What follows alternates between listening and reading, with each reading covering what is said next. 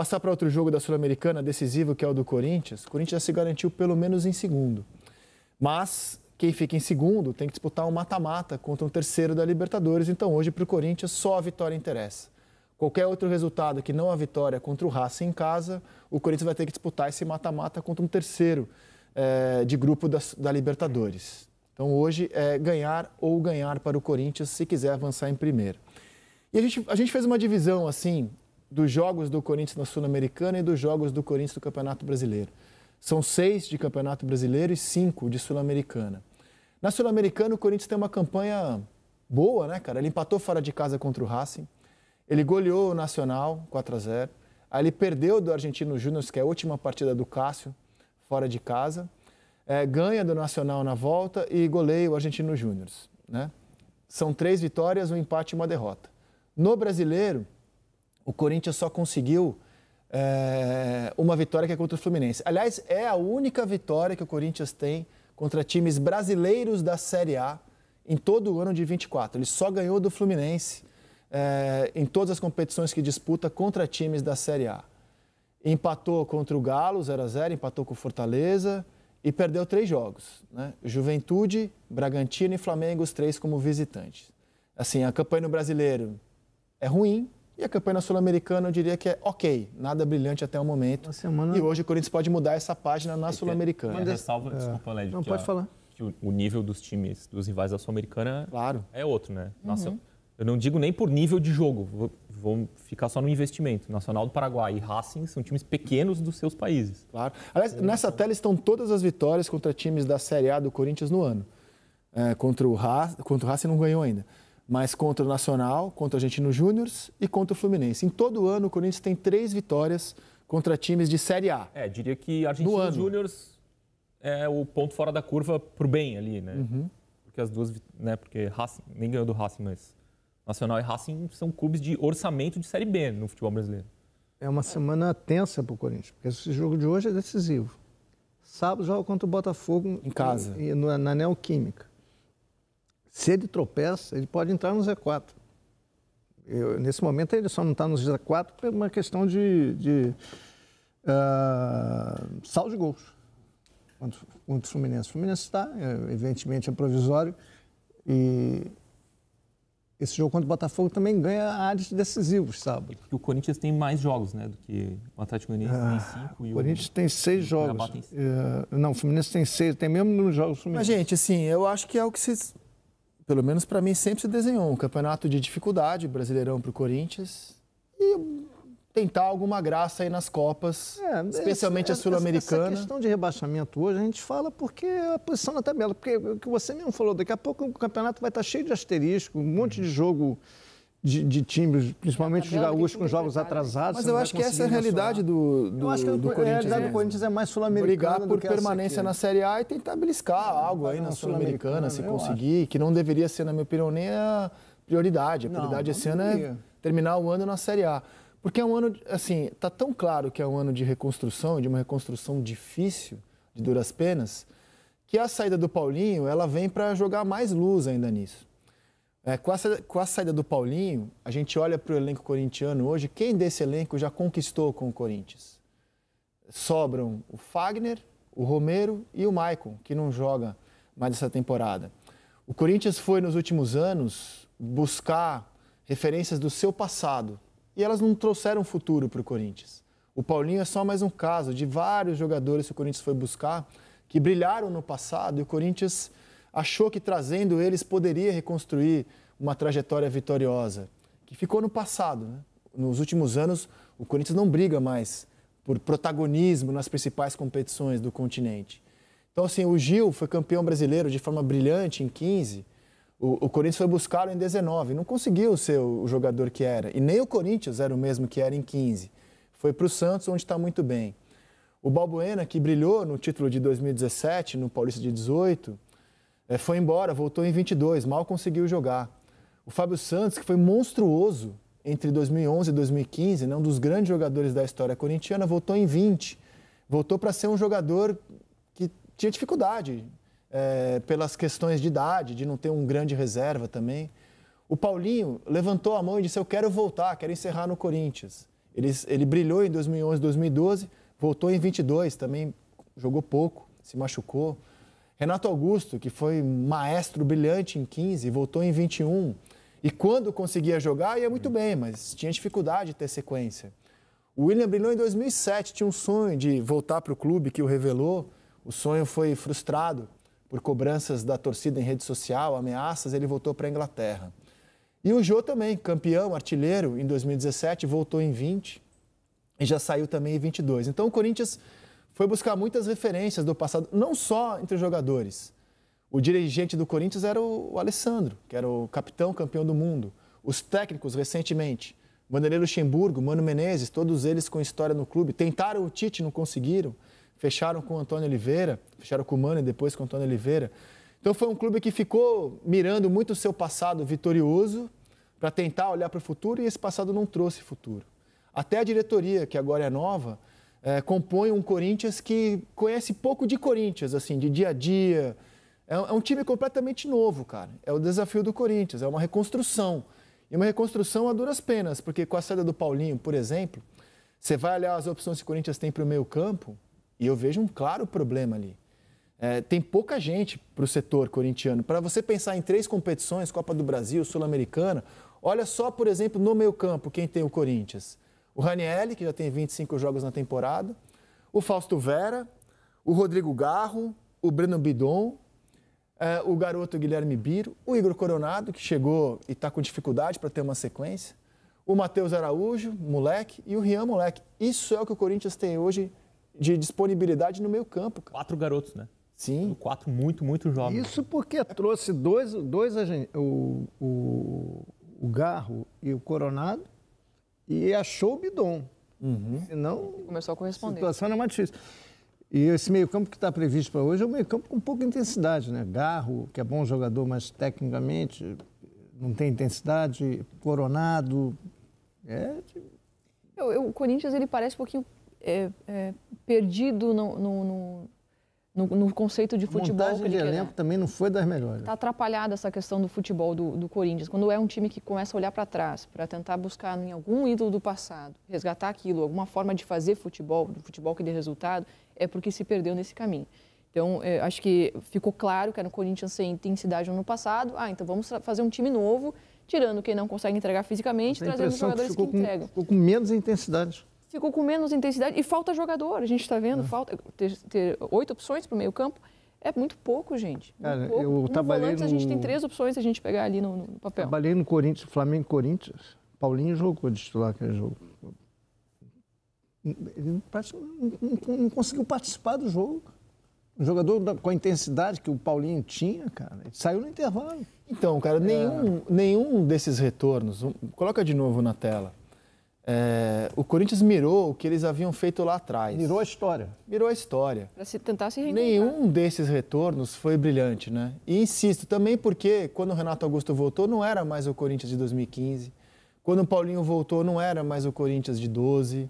Quando o Gil voltou, não era mais o Corinthians de 15. Além de tudo, eles brilharam em times que funcionavam. Exatamente. Né? Eles voltaram para salvar. Né? Exatamente. O Renato Augusto, sempre que pôde jogar, era comovente ver o Renato jogando. Claro. Porque ele estava sozinho ali. Essa turma que voltou, os que mais funcionaram foram o Renato Augusto, mesmo com as questões físicas, e o Fábio Santos. Eu acho que o William, enfim... Não dá nem para avaliar. Oscilou. Ele não foi brilhante, mas ele conseguiu ter sequência e tal, né? É que, assim, insisto, o Corinthians vitorioso também ficou para trás, né? O Corinthians de agora é um Corinthians numa grave crise financeira, numa crise política tremenda, numa crise de identidade...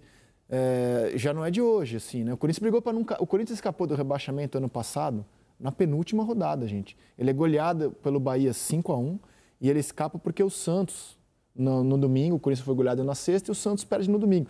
Senão ele teria ido para a última rodada ainda brigando por permanência, cara. E hoje o Corinthians, assim, não tem ninguém pensando futebol no Corinthians. Quem é que pensa?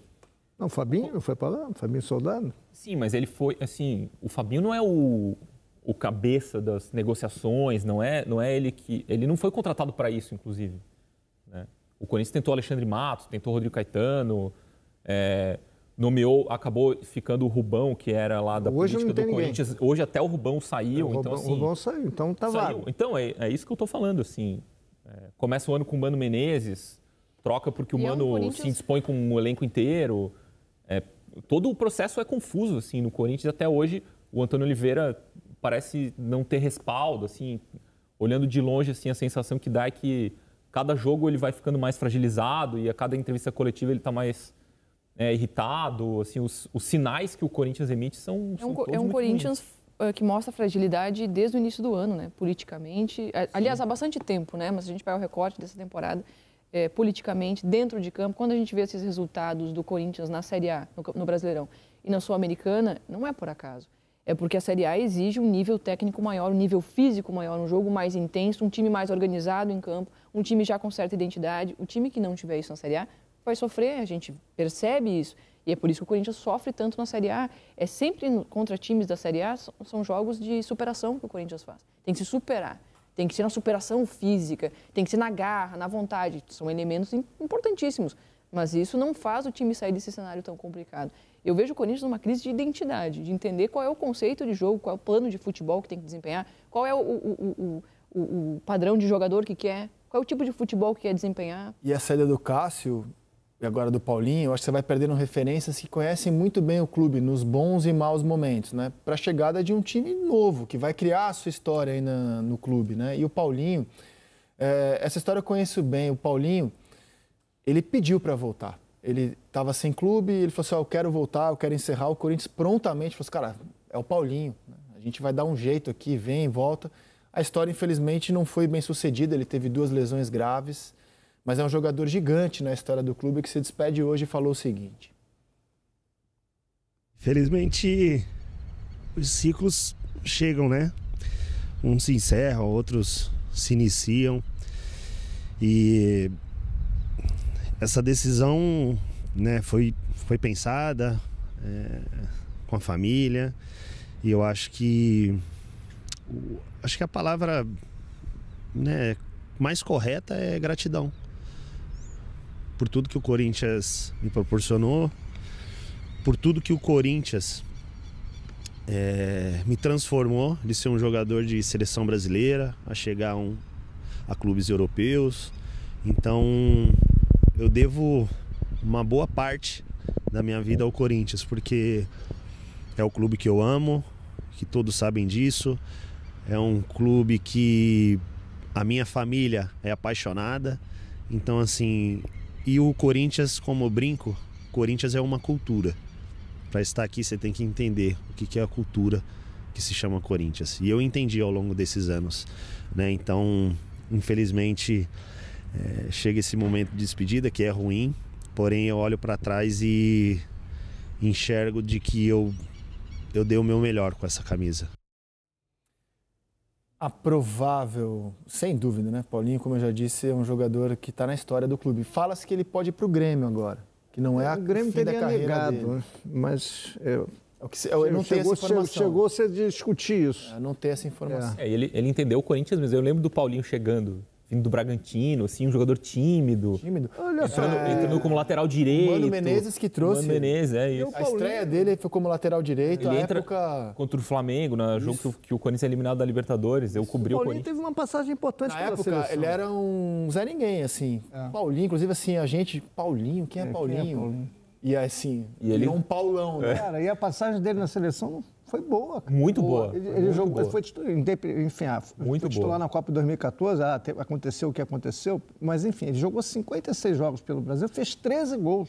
Ele tem 2 Copas, né? Jogou 18 também. Ele jogou 18 também. Então, cara, ele foi um jogador enorme durante anos, absoluto na seleção. Um jogador enorme. É que o tempo passa, né, cara? Não adianta você só olhar para o seu passado. O que é que deu certo aqui? Vamos trazer os caras que foram campeões lá atrás, anos depois.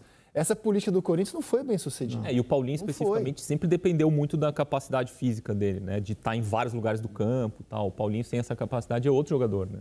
E agora, para ser justo também, essa passagem dele pelo Corinthians foi muito prejudicada por lesões. Não dá nem para dizer que não foi bem, falhou. 2 graves lesões. Só que nesse momento o Corinthians precisa de jogador que possa jogar, né, bastante. Você viu que o elenco é curto.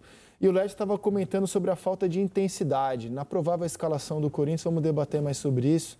Está na sua tela a prévia do GE para a partida de hoje contra o Racing. Carlos Miguel tendo sequência no gol. O Fagner, o Félix Torres e o Kaká com o Hugo. Ranieri, Breno Bidon e Rodrigo Garro. Esse é o meio-campo titular do Corinthians, é o trio titular. Aí pode ser que o Igor Coronado jogue hoje, o Romero, e Yuri Alberto e o Wesley. Wesley e Yuri Alberto titulares absolutos. E a dúvida é se o Corinthians vai conseguir dar um protagonismo ao Igor Coronado, que o investimento sugeria, né? Porque ele não é um investimento baixo. Até aqui tem poucos jogos na temporada. Pouca intensidade, ele é lento, ele é bom jogador técnico. Eu acho que, no meu modo de ver, a não ser que seja muito bem treinado e muito bem resolvido, ele com o Garro não daria. Ele teve bons momentos com o Garro no jogo passado com o Argentino Júnior, mas já estava porteira aberta, goleada construída. Enfim. Eles tiveram bons momentos juntos. Acho que eles se complementam, mas eu acho que o time fica muito pausado, entendeu? Um time muito contemplativo, entendeu? Joga com a bola, essa mas questão da intensidade. Agora, eu acho que precisava ter um jogador ali com mais volume pelo lado, entendeu? Para atacar, para recompor. Não parece ser a característica dele. Não é muito mais o Romero, né? Mas também eu acho que ele também não está na melhor fase. Eu acho que hoje tem que ser o Romero, mas também não acho que seja a solução. Mas se você olha essa escalação do Corinthians Eu acho que a escalação do Corinthians é essa aí. É ideal. Resolvendo essa questão aí do Quem você tiraria? Exatamente. Você pode até debater. Quem precisa colocar? Você pode debater ali, Fagner ou Mateuzinho. Pode debater. Você pode debater se o Gustavo Henrique disputa a posição na zaga. E aí esse debate de conceitual. Se é Coronado com a sua, como é que você falou? Com a sua contemplação. Ele é bom, o Romero com a sua luta. Tecnicamente ele é um bom jogador, mas eu acho que não dá para ter ele e o Garro. Pela característica, ele disputa a posição com o Garro. Pela característica do Coronado, ele disputa. Mas aí é ruim para ele, né? Porque o Garro é o melhor jogador do time. Claro, sim. E aí vai uma avaliação técnica do próprio Corinthians na hora de contratar esse jogador.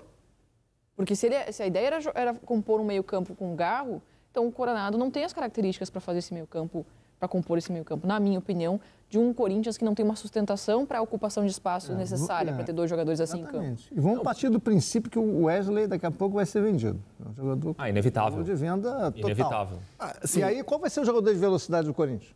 Poderia ser evitável se o Corinthians, assim, tivesse numa condição financeira de só vender pela melhor proposta. Tipo, o Palmeiras agora com o Estevão. Isso. 300 milhões. Não.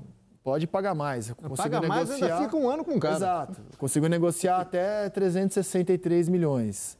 No caso do Corinthians, a melhor proposta é a que chega. É a que chega. Nos últimos anos é assim. Né? Por exemplo, o Corinthians vendeu o Murilo para o Nottingham Forest por 12 milhões de euros. Uma promessa, um jovem.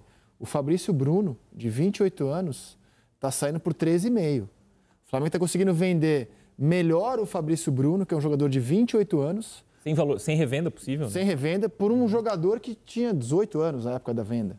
Então, assim, o Corinthians não tem estado em condição de exigir muito nas vendas também, né? Esteve ali nas listas de melhores contratações da Premier League. Ele foi eleito o melhor jogador do time na Premier League. Dos melhores zagueiros da Premier League, Murilo.